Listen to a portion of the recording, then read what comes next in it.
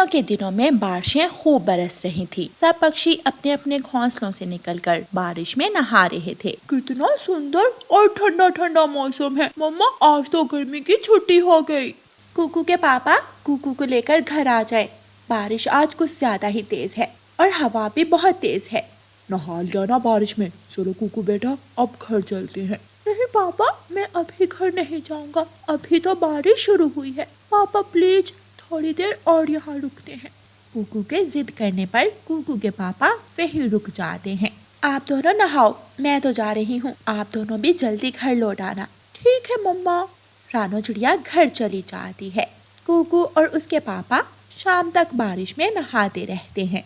थोड़ी देर बाद जग्गू कौवा भी वहाँ आ जाता है। कुकू, मैं झरने पर जा रहा हूँ। झरने पर बारिश बहुत सुंदर लगती है। मैं भी जाऊंगा। नहीं कुकू बेटा, आप नहीं जाओगे। जग्गू बेटा, आप भी मत जाओ। झरने पर हवा का दबाव बहुत ज्यादा होता है। कुछ नहीं होता मानो अंकल, आप तो तोते अंकल से भी ज्यादा डर रहे हैं। जग्गू हंसते हुए वहाँ से चला जाता है। कुकू भी झरने पर जाने की जिद करने लगता है। मैं जाऊंगा, मैं भी झरने पर जाऊंगा। आप मेरी कोई बात नहीं मानते। कुकू की जिद के सामने मानो चिड़े को हारना ही पड़ता है। अच्छा चलो ठीक है, आ जाओ, मगर याद रहे मेरे साथ साथ उड़ोगे आप, और झरने पर जाकर भी ज्यादा नहीं उड़ोगे, आराम से बैठोगे। जी पापा, मैं आराम से बैठूंगा। फिर मानो चिड़ा कुकू को साथ लेकर झरने पर चला जाता है। झरने पर तो बहुत सारे छोटे पक्षी आए हुए थे। कुकू, तुम आ गए। मुझे पता था कि तुम जरूर आओगे। आ जाओ, खेलते हैं। कुकू अपने दोस्तों के साथ खेलने लग जाता है।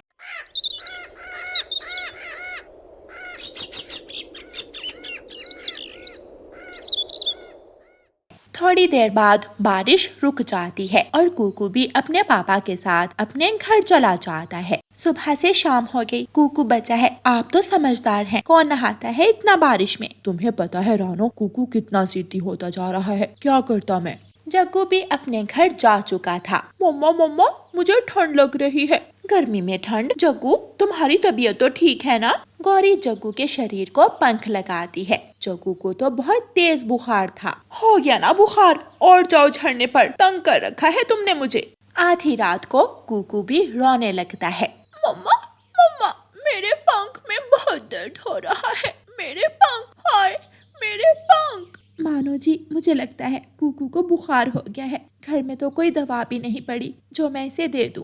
मैं अभी दवा लेकर आता हूँ। इतनी रात के आप कहाँ जाओगे? 100 तरह के जंगली चोर पक्षी होते हैं इस समय। मैं अपने बेटे को ऐसे रोता हुआ भी तो नहीं देख सकता। मैं अभी बुलबुल डॉक्टर से दवा लेकर आता हूँ। कुकू बेटा, आप परेशान ना हो, आप जल्दी ठीक हो जाओगे। मानो चिड़ा अपने घर से निकलता है। वो अभी आधे रास्ते में ही जाता है कि सामने से 2 चीलें आ जाती हैं। मिल गया शिकार, मिल गया। बड़ी, आज तो शिकार बिना मेहनत के मिल गया। मुझे जाने दो, मेरे बेटे को बुखार है, वो बहुत तकलीफ में है। प्लीज मुझे जाने दो। अब हम इतनी भी बेवकूफ नहीं है जो हाथ आया शिकार जाने दे।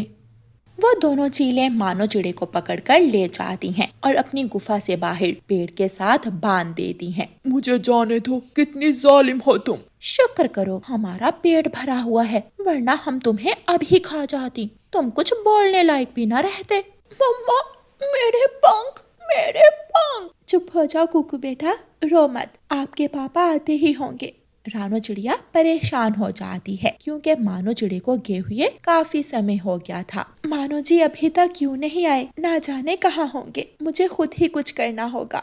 रानो चिड़िया अपने घर से निकलती है। वो इधर उधर जाती है मगर मानो चिड़ा उसे कहीं भी दिखाई नहीं देता। इतनी रात हो गई है, कहाँ चले गए आप? रानो चिड़िया परेशान हाल अपने पड़ोसी कौवों के घर जाती है। रानो, जग्गू को भी बहुत तेज बुखार हो गया था, मैंने यही दवा दी, देखो अब कैसे आराम से सो रहा है। रानो बहन, आप चिंता ना करें, मानो चिड़े को मैं ढूंढ कर लाता हूँ। आप घर जाकर कुकू का ख्याल रखें। बहुत बहुत शुक्रिया कालू भाई। सच कहते हैं, अगर पड़ोसी अच्छे हों तो वो बहन भाइयों से भी पहले हमारी मदद के लिए हाजिर होते हैं। आपका बहुत बहुत धन्यवाद। रानो चिड़िया दवा लेकर घर चली जाती है और कुकू को दवा पिलाती है। दवा पीने के कुछ ही देर बाद कुकू को कुछ सुकून मिलता है और वो सो जाता है। मगर रानो चिड़िया परेशान हाल सारी रात जाग कर गुजारती है। सुबह हो जाती है। दोनों चीलें आग जलाकर बैठी हुई थी। कालू कौवा कबूतर को साथ लेकर वहाँ पहुँच जाता है। कालू, यहाँ तो दो चीलें हैं, हम इनका मुकाबला कैसे कर सकते हैं? कबूतर, तुम परेशान मत हो, मैं अभी चीलों के पास जाऊंगा, उनको बातों में उलझाऊंगा और तुम मानो चिड़े को खोल देना। तुम जानते हो इसमें हमारी जान भी जा सकती है, सब बहुत होशियारी से करना होगा। हाँ, तुम ठीक कह रहे हो। मानो चिड़ा भी कबूतर और कौवे को देख लेता है और सुख का सांस लेता है। कौवा चीलों के पास जाता है। चील चील, नई खबर सुनी है क्या तुम दोनों ने? कैसी खबर? जंगल में एक वबा फैल रही है, खास तौर पर चिड़ियों में। कालू चीलों को अपनी बातों में उलझाता है और कबूतर मानो चिड़े की रस्सी खोलकर वहां से भाग जाता है। कालू भी जल्दी से भागने की करता है। हमारा शिकार, बड़ी हमारा शिकार, गंदे कौवे ने हमें धोखा दे दिया। वो तीनों सुरक्षित अपने घर पहुंच जाते हैं। कबूतर भाई, कालू भाई, आपका बहुत बहुत धन्यवाद। अगर आज आप दोनों ना होते तो ना जाने मेरा क्या बनता। पापा, मेरे पापा आ गए।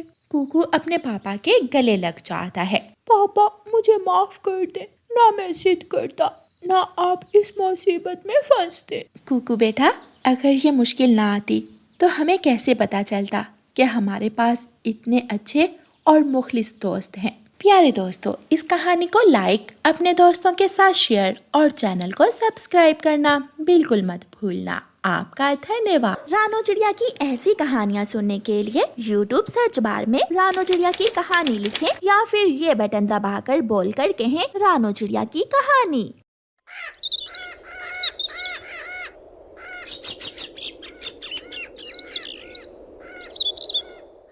जंगल के सभी पक्षी मिलजुल कर रहते और मिलजुल कर ही सारे काम किया करते थे। कुछ दिनों से जंगल में भोजन की कमी हो गई थी। सभी पक्षी बहुत परेशान थे। कुकू बेटा, जाओ और अंकल कबूतर और अंकल तोते को बुला कर लाओ, और गुड़िया, आप गोरी आंटी और बुलबुल आंटी को बुला कर लाओ। मम्मा, सब ठीक तो है ना? आप आज सब पक्षियों को क्यों जमा कर रही है? बेटा, जंगल में अनाज की बहुत कमी होती जा रही है। आज भी बहुत मुश्किल से भोजन मिला है। आप दोनों जल्दी से जाओ और पक्षियों को बड़े पेड़ के नीचे जमा करो। कुकू कबूतर के घर जाता है और गुड़िया गौरी के घर जाती है और वो सब पक्षियों को बड़े पेड़ के नीचे जमा करने का कहते हैं। सब पक्षी बड़े पेड़ के नीचे जमा हो जाते हैं। दोस्तों, अगर भोजन इसी तरह कम होता रहा तो एक ना एक दिन हमें भूखा मरना पड़ेगा। चिड़िया बहन, ये तो आप बिल्कुल ठीक कह रही हैं। मैं तो कल खाली हाथ घर गया, हमें कुछ करना चाहिए। हम भला क्या कर सकते हैं? दुनिया कहाँ से कहाँ पहुँच चुकी है। हम कब तक इंसानों का बचा हुआ गिरा पड़ा खाएंगे? मेरी माँ के जंगल में पक्षी खुद फसलें काश्त करते हैं, क्यों ना हम भी ऐसा ही करें? उसके लिए हमें बीज की ज़रूरत होगी। वो कहाँ से लाएंगे? वो मैं अपनी माँ वाले जंगल से ले आऊँगी। अकेले बीजों से फसल काश्त नहीं हो जाएगी, फसल को पानी भी देना होगा और फिर उसका ख्याल रखना होगा। ना बाबा ना, हमसे तो इतना सारा काम नहीं होगा। बिल्कुल ठीक कह रहे हैं कालू जी। मैं तो वैसे भी अपने भाइयों की अकलौती और लाडली बहन हूँ। मैंने तो कभी काम को हाथ भी नहीं लगाया। हाँ, हम तो जैसे किसी के लाडले नहीं हैं, बस तुम ही हो। मोटो, तुम मेरे मुंह मत लगो। चलो कालू जी, इस चिड़िया ने तो बेकार में टाइम ज़ाया कर दिया। गोरी और कालू वहाँ से चले जाते हैं। दोस्तों, मैं आज ही अपनी माँ वाले जंगल जाती हूँ और बीज लेकर आती हूँ। और हम सब मिलकर सब्जियों और फसल के लिए अच्छी जगह तलाश करते हैं। कबूतर और तोता एक दिशा में जाते हैं, बुलबुल और मैना दूसरी दिशा में जाते हैं। गुड़िया और कुकू, तुम दोनों घर में ही रहना और आपस में लड़ाई मत करना। मैं शाम होने से पहले पहले वापस आ जाऊंगी। मम्मा, हमें भी ले जाए ना साथ। गुड़िया बेटी, आप आने जाने में थक जाओगी, मैं कौन सा वहाँ रुकूंगी। अगली बार आप दोनों को जरूर लेकर जाऊंगी और फिर हम 5 दिन रह कर आएंगे।